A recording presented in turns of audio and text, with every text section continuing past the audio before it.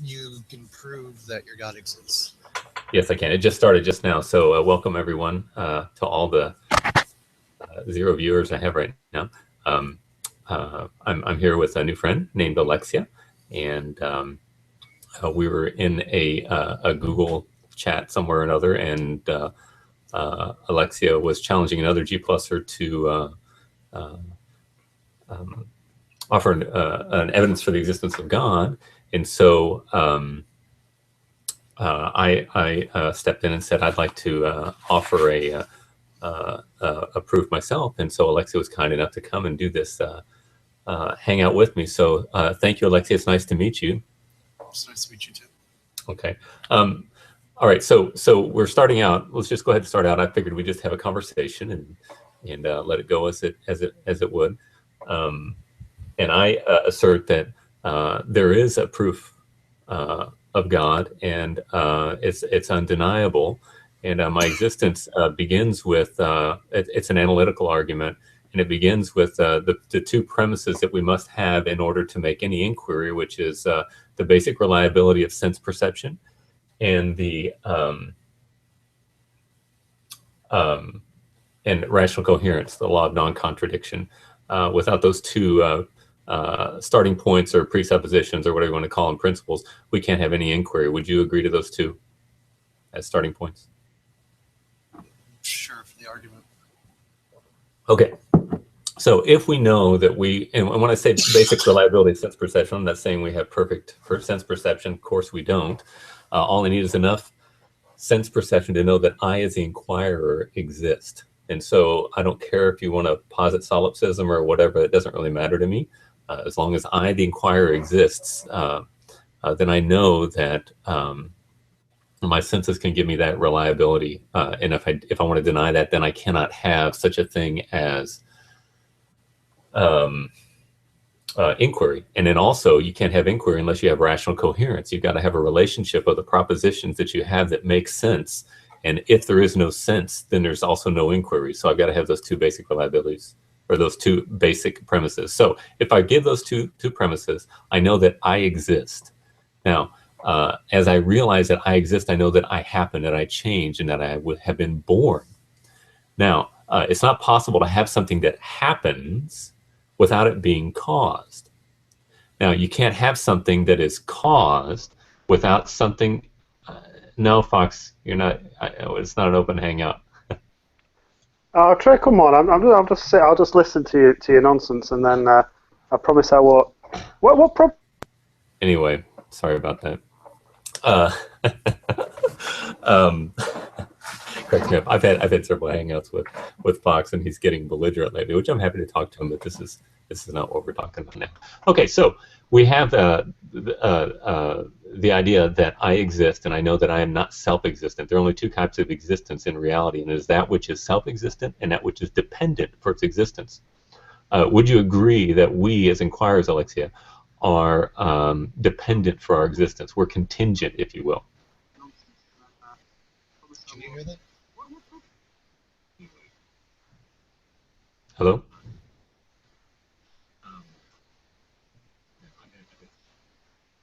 Hello? Okay, there we go.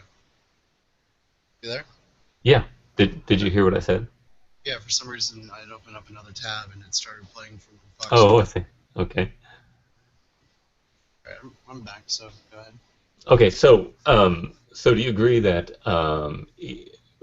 that we are dependent for our existence? We're not self-existent, and that there are only two types of existence. You've got contingent existence or dependent existence, and self-existent, which is not subject to change. Well, generally speaking, I don't go into these types of arguments as far as existence and whatnot for things that we can see. But okay, so you think that the only truth is that which can be empirically verified? I think that the only truth that we should accept to be real is something that can be verified, tested, or in some way. With the senses? Well, yeah. Okay, well, how do you verify that principle with the senses then? Well, no, like to give you an example, I can see you. I know that you exist. Mhm. I can test that. I can call you. I can touch you. I can hear you talk. I can, like I said, I can see you. I can use all of my senses to determine that you exist. Oh, okay, can I make a logical extrapolation in from that? Because that's half the scientific method. Scientific method is induction and deduction. In other words, you're taking information with your senses, and then you take logic and you put logic to that, and you make extrapolations and you categorize it into different taxonomy. You know that I exist, and in logically speaking, we know that we are not self-existent. What do you mean right? by self? Self-existent means that which is not subject to change. It's in other words, you can't be affected by something else. So, for example, if you did not have food, you would die. If you go outside and are in the sun for a long time, you get sunburned. You're affected by the sun. Therefore, you are subject to that which you need for existence, or can be affected by other existence. Well, in that case, then nothing can be self-existent. Okay, well then if there's nothing that is self-existent, then you have to deny the law of non-contradiction, which is our foundational premise that something cannot be and not be at the same time in the same relationship. In other words, if you are somebody that is affected, if you are changing, you could not have changed yourself into existence before you existed. Do you agree with that? Well, no. For me, coming into existence is a biological process that was caused by something else. Right, which was in turn was caused by something, right? Well, yeah, and it goes back and back and back. But there's not one thing in this universe that you can name that isn't able to be affected by something else. Well, sure it is. It's that which gives existence to contingency. Contingency can't create itself before it exists. So basically, your premise is because you can't think of a better answer, therefore God. That's not what I said. I mean, it's a logical proof. It's not an argument from ignorance. It's not an informal fallacy. Well, I mean, logical proof. Name something that we go on by logical proof for living our life or proving something. Say that again. Name something that we use logical proof to prove exists. How do I understand that statement, which you made, without invoking logical coherence? You can't do any inquiry without, remember, that's my foundational premise, sense perception and logic. Like say, for example, we know the universe is held together, therefore logically it concedes that atoms exist. Atoms hold the universe together. Well, that's not how we go about with the scientific method. That's not how we prove things. Sure it is. You're using the law of non-contradiction in order to make the statement that atoms hold everything together. There's logic is just a relationship between the subject and the predicate, and they have to agree with each other. For example, you can't say that I cannot say that I am a father and I am a son at the same time in the same relationship. That sentence is incoherent. You could be. I'm sorry? You could be if you lived in the South. No, not the same time in the same relationship. So, for example, I can be a father to my son, and I can be a son to my father, but those are different relationships. I'm saying at the same time and in the same relationship. Even in the South, you can't do that because it's irrational. It's not making any sense. So everything that you say, every bit of inquiry must correspond to rational coherence. That's what the scientific method is. Like I said, it's half the scientific method. I can see Fox now stomping his feet and screaming at that, but it's true. He doesn't like it, but he can't rebut it. But here's the thing, though. Using my earlier statement with, the universe is held together by something, therefore something like atoms must exist. Well, we don't go and base our science, our theories, any of that, or scientific theory, I should say, not just theories, on that logical conclusion. We go find what actually is holding the universe together, and it turns out it is atoms. They're made of electrons, protons, and neutrons. Yes. We find that out. We don't go. But you must employ logic in order to find that out. Do you understand that? No, you come up with a hypothesis, which may not be logical. A hypothesis must be rationally coherent, right? Not always. I could have a hypothesis that there could be a planet that orbits a black hole, and when I go there, if I stay there for an hour, come back here, 30 years have passed. That's not necessarily coherent, but it is a Well, sure it hypothesis. is. It's here's an incoherent hypothesis. Jim Bob jumped 3 cartels Thursday on green. That is an incoherent statement. You must employ logic in order to hypothesize. It's really simple. But no, it's not just logic. You can hypothesize really anything you want. But it's got to make sense. Do you agree with that? Testable. I'm sorry? The very next step is it testable? Well, the first step is coherence.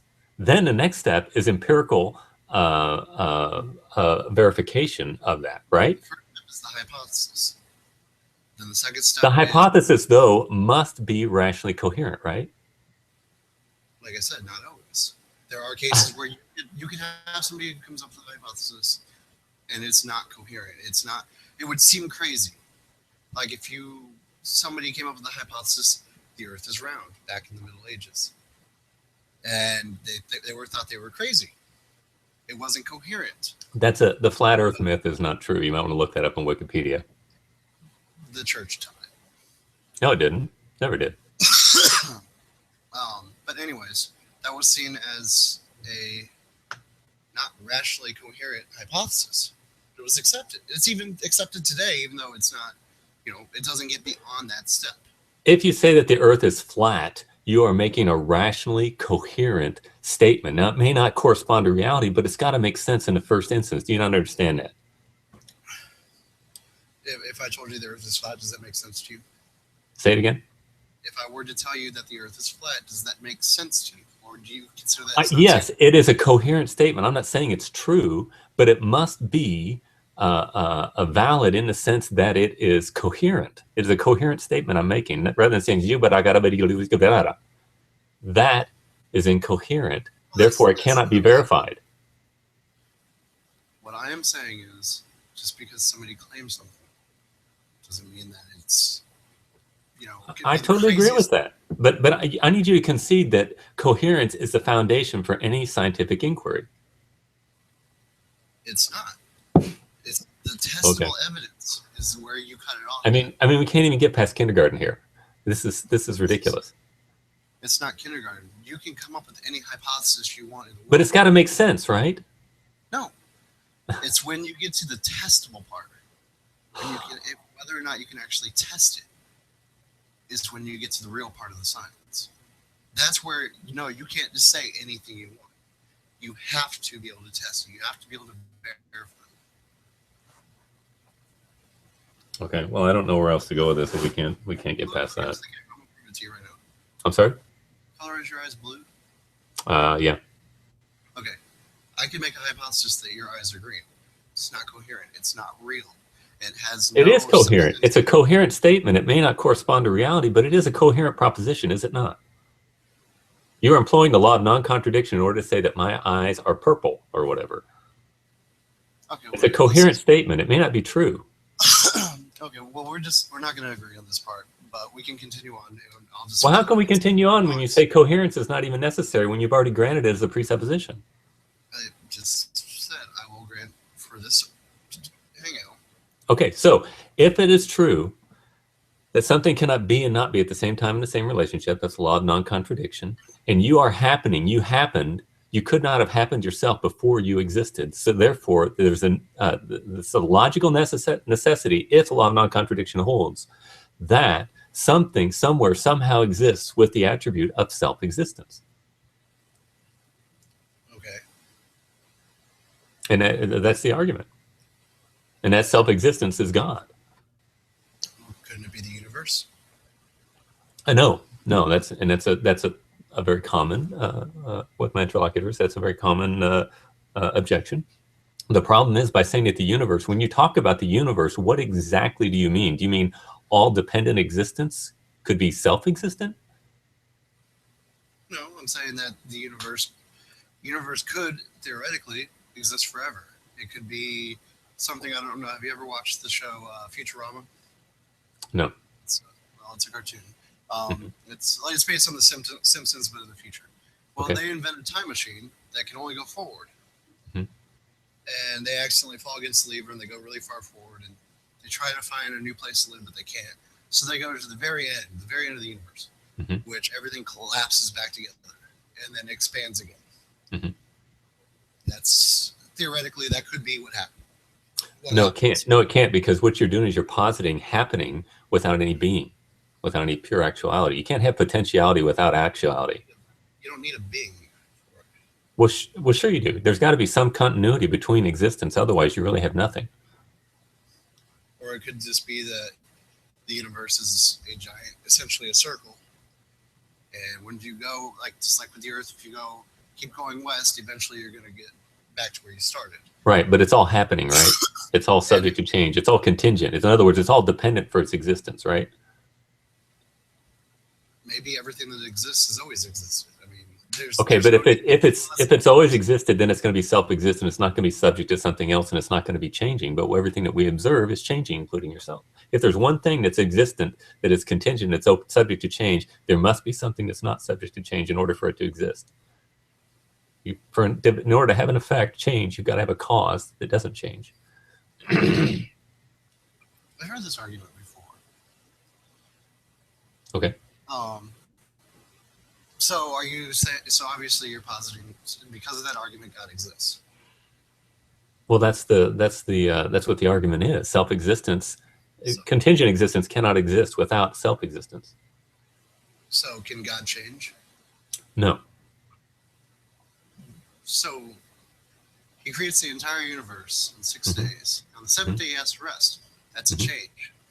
No, he doesn't have to rest. He, whenever you see God, all right, here's the deal. All right, so if God exists and he's pure actuality, and he is not subject to change, think about this. It's not possible for that attribute of self-existence to be communicated. In other words, he cannot share it, because if he shares it, then that's a becoming by definition. In other words, it's a contingency by definition. So it's to speak of the sharing of self-existence is nonsense. So in order for God to communicate with us, he must use language of becoming.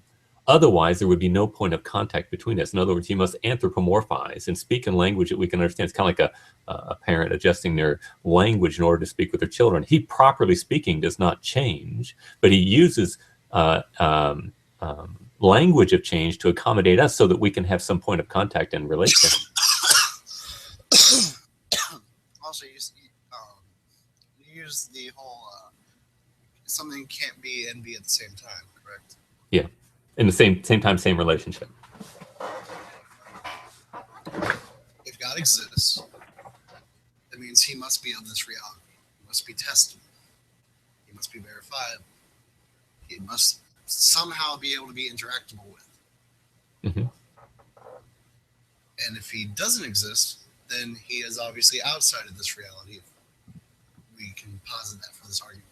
He would be outside the reality that he's not testable, he's not verifiable, and he doesn't exist to the point where we can interact with it. Again, you're falling to the fallacy of saying that which is true is only that which we can experience with our senses. No, it's that which we can test. Right, with our senses. You use your senses to test, right? No. We can test it logically. That's what we're doing right now. But your senses are not the only truth that there is. Okay, name the senses. What? Sight, touch, smell, taste, hearing. Okay, so that's what science is as we're talking about science right now, we're speaking about is empirical science. That means you're using your senses to measure things. But it doesn't logically follow that the only truth is that which is empirically verifiable, because you cannot verify the principle that says that empirical verification is the only truth. It falls by the weight of its own. This is what logical positivism in the early part of the 20th century is such a stupid worldview, but everybody thought it was so, they're cutting a fat hog in the belly until they finally realized, well, how do we verify this if this is the only truth? And it fell apart. Nobody's a positivist anymore, really. Going by your argument, I could also state that the invisible magical pink unicorn created the universe. If that magical pink unicorn is self-existent, you certainly could. Okay. And would you think I was crazy? Well, I would know that you are coherent in that you posit something that is self-existent, and we could move on from there. Okay. So how do you know? So for the sake of this argument, again, we'll accept that. So, say something is self-evident; it does exist before it's unchanging. How do you know that you're God? Well, and that's the next move on is the God of the Bible. I'm a Christian. Is that self-existent God? Okay. Which two things.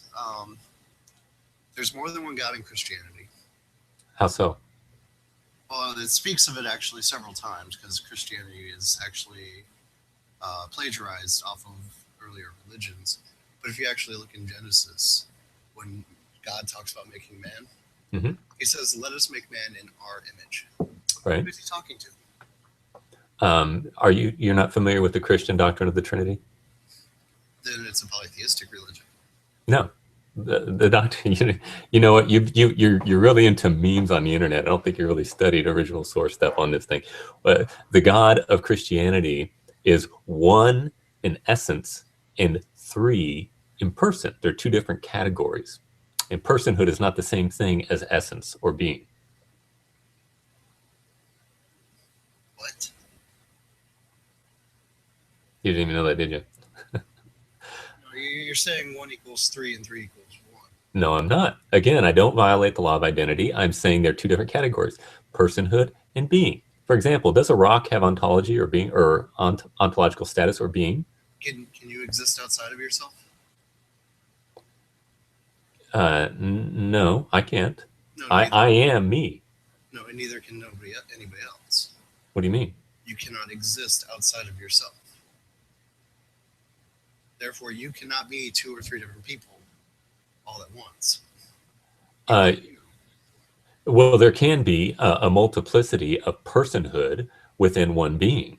That doesn't violate the law of logic. You're talking about two categories. Again, does a bicycle exist? You agree with that? Bicycles exist. Yes. Is a bicycle personal? Not necessarily. Okay, so there's a distinction with being, and even that we can understand in that, right? Not necessarily. Okay, how so? What do you mean by personal? It could be a public bike. I'm sorry? It could be a public bike where more than one person rides it. It could be one of those two-seater But a bikes. bike is not personal in and of itself, right? It has an ontological status that is impersonal, right? Sure. It could be either or. It could be your personal bike. So it's possible to have something that has being without person, right? No, the bike is not a being. It has essence. It exists, right? There's a difference between a being and a thing.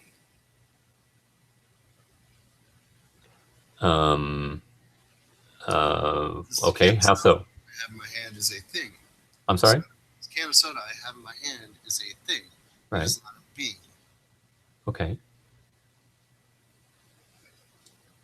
But it has ontological status, right? It does exist. It is a being in that it exists. It's not a personal being. I think you're equivocating being with personhood.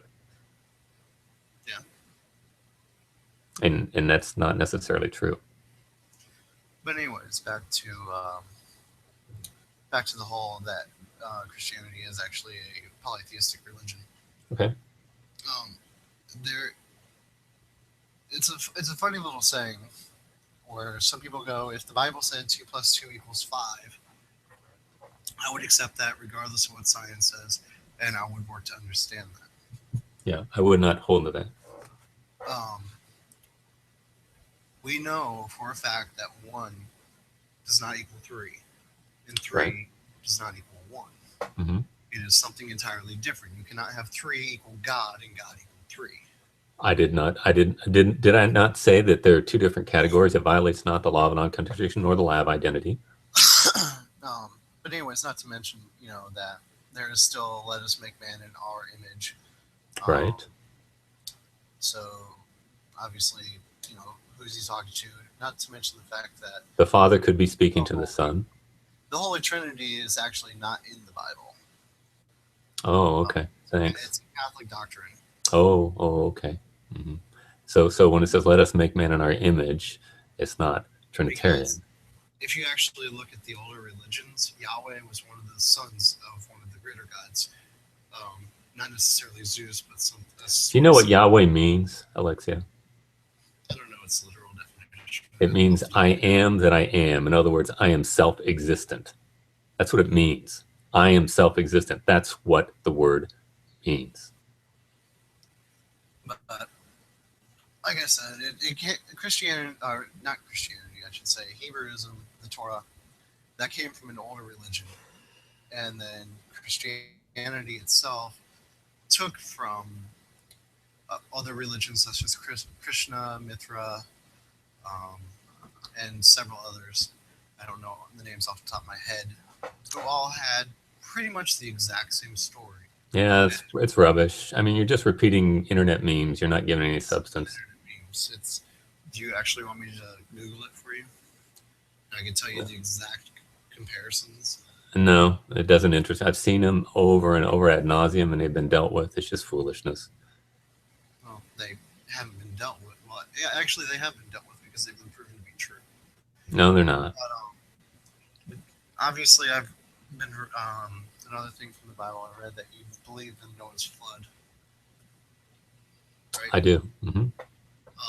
It's kind of convenient that all of the Asian cultures somehow miss being wiped out. Wouldn't you say? All the Asian cultures. What? I'm sorry.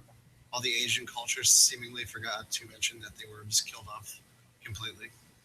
Oh, so you're saying every other culture but the Asian culture verifies the flood narrative? No, them as an example. Are you familiar with the Gilgamesh epic? Yeah, which was around before then. Okay. Did they speak of a flood in there? Yes. Okay. Worldwide flood? Not quite sure. I haven't read it myself, but I'm pretty sure it's somewhere around those lines. Yeah. But it's kind of convenient that people can make up stories, but corresponding history does not coincide with that. Such as, like I said, the Asians completely forgot to mention that they were killed off. So you concede that everybody but the Asians verifies a flood. I'm sorry? The African forgot to say. No, I believe that. Forgot to say. No, they didn't. It's pretty much ubiquitous that there was a flood in all histories. I don't know the Asians. I haven't studied that, but I mean, there are stories of floods, both global and local. But there is absolutely no way nor history of a global flood. Not to mention the fact, just going by Noah's story, the penguins walking all the way from Antarctica, the kangaroos hopping all the way from Australia, koala bears, this and that, all conveniently walking over to the Middle East to get on a boat, and not a single one of them dying along the way. Not a single one. Then not to mention the fact that while mountains do change in height, over 6,000 years, you're not going to make a brand new mountain the size of Mount Everest. Well, you're presupposing uniformitarianism there. It's not uniformitarianism. You're not going to get a mountain as high as Mount Everest in 3,000 years. Again, you're presupposing uniformitarianism. Well, that's science. No, it's not. But anyway, we're way off topic here. We're talking about the existence of God, and I'm waiting for a rebuttal. Well, I'm getting to that. Oh, okay. Therefore, the water would have to cover the mountain, and there's not enough air at that altitude to breathe. Therefore, the story of Noah never happened. The story of Babel, where God apparently thought that humans could build a tower to reach it.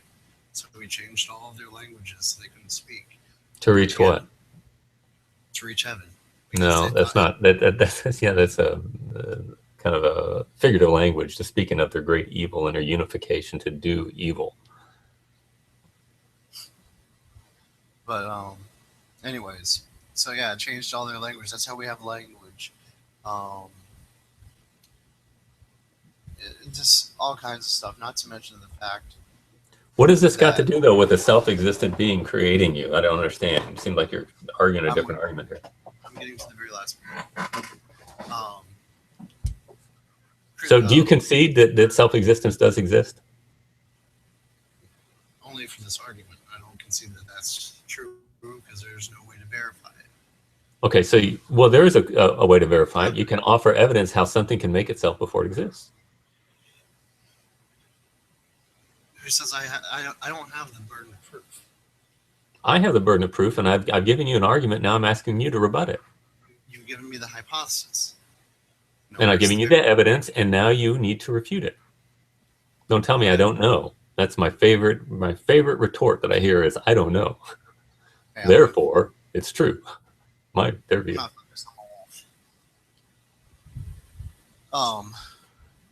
No, you gave me a logical hypothesis. You did not give me proof that such a being exists. I did. You know what a proof is? Verifiable proof that I did. You exist. Do you exist? Can you verify that you exist? Yes. Okay. Do you? Are you subject to change? Are you an effect? I am subject to changing. Yes. Okay. Then, therefore, something must be that gives you existence. Or you kind of also miss the whole matter is neither created nor destroyed. It is simply moved from one form to another. Therefore, matter could essentially always exist. Therefore, matter can be God. No, because matter is subject to change. This is the problem. You're violating the law of identity. But it is neither created nor destroyed. It is subject to change. Matter is neither created nor destroyed in this little realm that we have in this subset, yes. But that matter is subject to change. Therefore, it's not self-existent. Therefore, it's not eternal.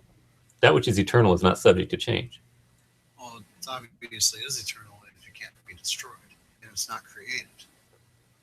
No, it's obviously it's not eternal if, in fact, it is subject to change. That's the whole point. Contingency is not self-existence. Okay, let me put it this way you can understand it. When you were a baby, were you the same person you are now? Were you the same being? There's a continuity of being, yes, but there's also change. You changed, but are you still you? Yes. Exactly. The matter may have changed. But was I existent before I was existing? Technically, yes, because you're made of matter. Me, but you didn't the person who I am. You didn't exist in the current form that you're in. Okay. But you did exist because you're made of matter. Okay. Matter is either Okay. So I was changing, and I am changing, right? Always changing. Everything's changing. Okay. So the identity of Trey that you were using beforehand has always existed. There's always been this personhood of Trey-ness. You just changed your form. Okay. Well, then your argument fails. Your analogy fails. Would you agree that you're made of matter? Yes. Are you made of atoms? Yes. Are you aware that I just told you that, according to science, matter is neither created nor destroyed. It is simply changed from one form to another. Right. But it is contingent by definition, right? Using, I believe it's Neil deGrasse Tyson. Stars died so that you could live. Can you hold just a minute? Okay, hold on. Thanks. See you. Sorry about that. I'm back. All right. So what we say? Neil deGrasse Tyson says what? I believe it was Neil deGrasse Tyson. It might have been somebody else, but I'm pretty sure it was him. Stars died so that you could live. Oh yeah. Yeah, I know. Boy, that's profound. Profound poetry from the science community. And also, just, I mean, it's honestly, it's just, in my opinion, arrogance to think that the Earth is somehow special among the billions and billions of planets. Because there's only, would you not agree that there's only, obviously, a limited number of possible combinations for planets? It's not infinite? Yeah, I think so. Okay. So that means, most likely, I'm not saying definitely, but most likely there are other planets that are Earth-like and have life somewhere in the universe. No.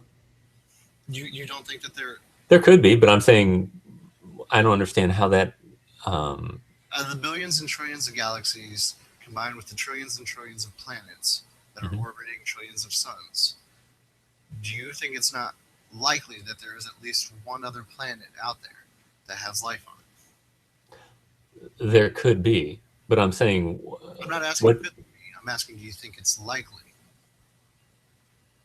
that there's at least one? I don't know. Maybe. Because otherwise, according to your religion, God made a whole bunch of stuff for nothing.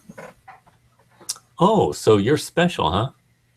No, but why? So are you for something then? Do what? Are you for something? For something? Or are you for nothing?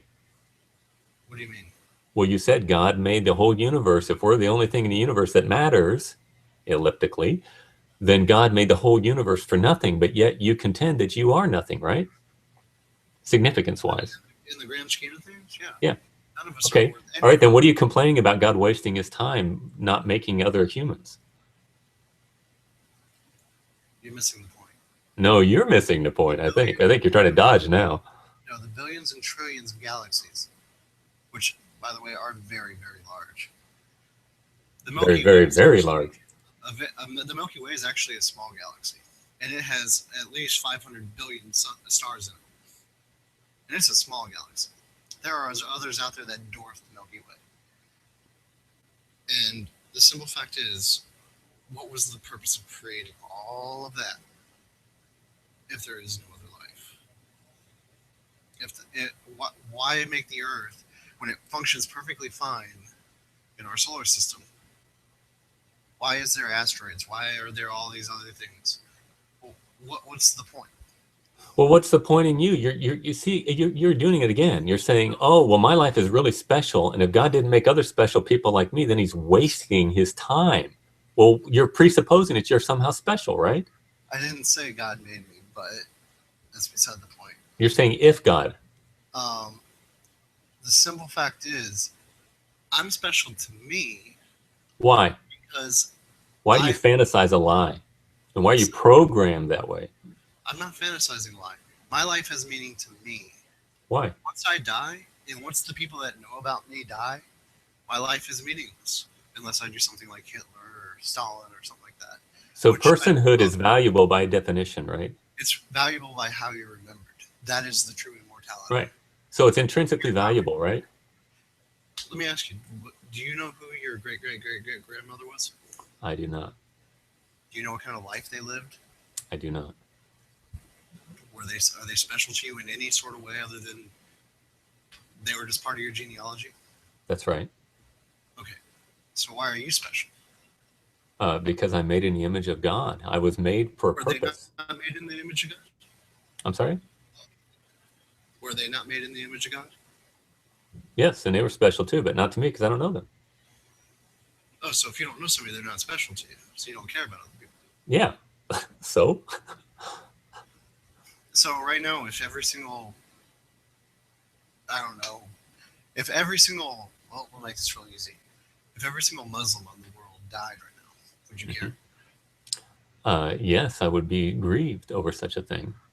I grieve over every death. But you don't care about me or somebody else that you don't know. I'm talking to you right now, Alexia, because I care about you.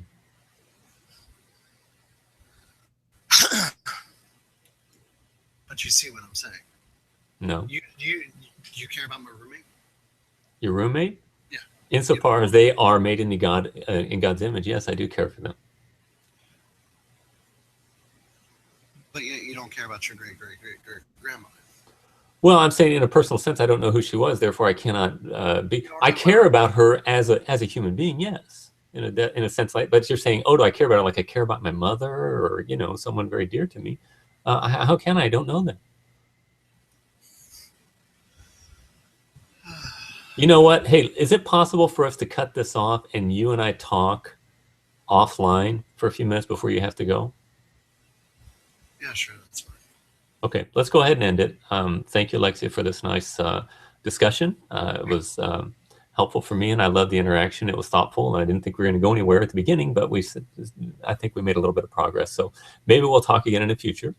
And thank you for doing this. And don't click off yet. And I want to talk to you if we can. Okay. So everybody, so long. Have a great Thursday.